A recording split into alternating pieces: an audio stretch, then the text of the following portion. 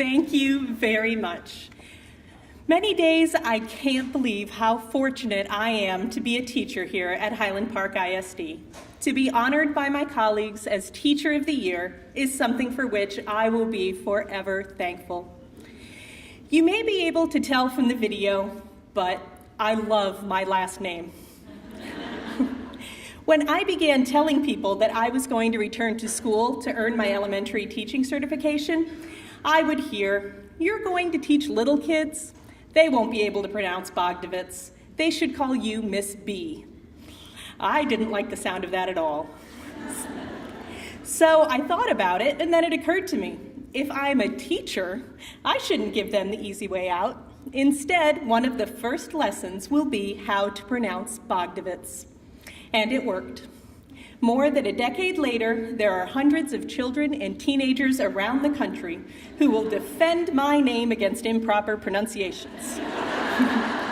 Bogdovitz. We have many new teachers with us here today. 5 years ago, I sat here at my first convocation not sure what to think.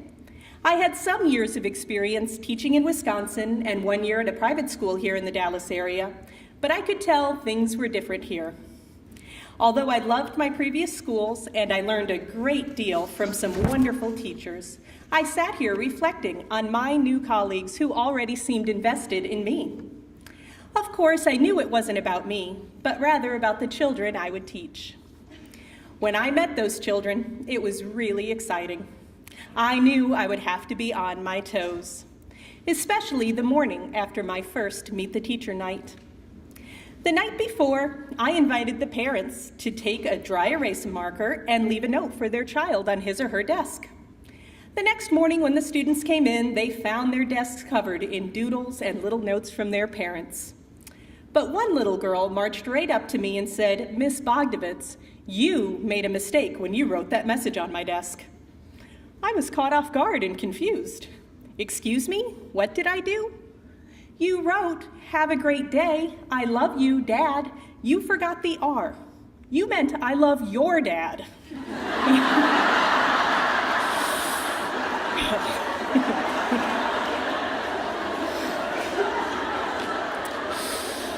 She spoke with such certainty that a chill ran through me.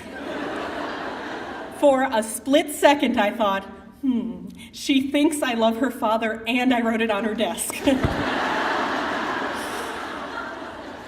Oh, this is so embarrassing. Thankfully, I took a deep breath and figured it out. "Honey, your dad was here last night and wrote that. He loves you." "Oh," she answered and skipped away happily. And then I went into the hallway and I laughed and I laughed. I have been laughing about that moment for 5 years now. And I don't think I'll ever stop laughing. And it's not making fun of the child, just the opposite.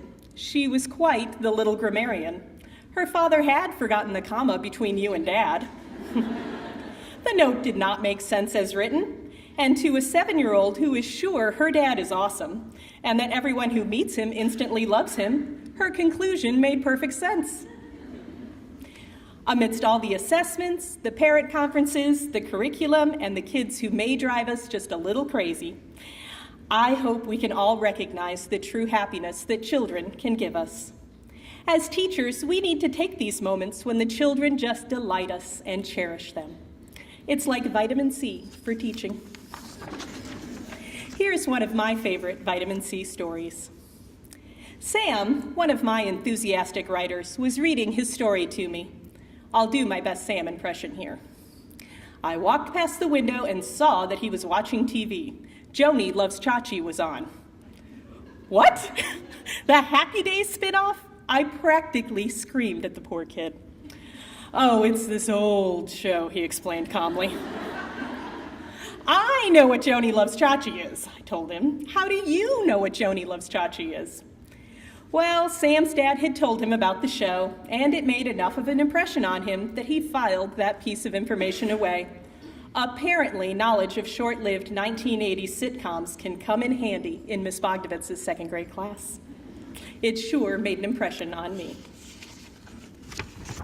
If we fill up with all the good stuff, it prepares us for the challenges. On a rough day, 1 minute of thinking about Sam and Joni loves Chachi, and I remember how fortunate I am.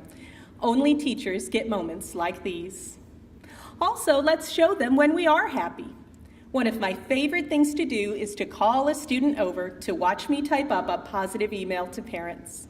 It's especially helpful if the student has had some struggles. I usually mumble what I'm typing just loud enough for the student to hear. I'm writing to tell you how proud I am. Then I give a couple of specific examples. I usually say, do you think I should press send? Funny, they always say yes. We consider it our duty to be there for students, but let's remember, they are also there for us. In fact, I once had a second grader come into the classroom and say, "So, Miss Bogdovitz, do you feel safer now?" Safer, I asked. Safer than what? Safer than before I knew karate.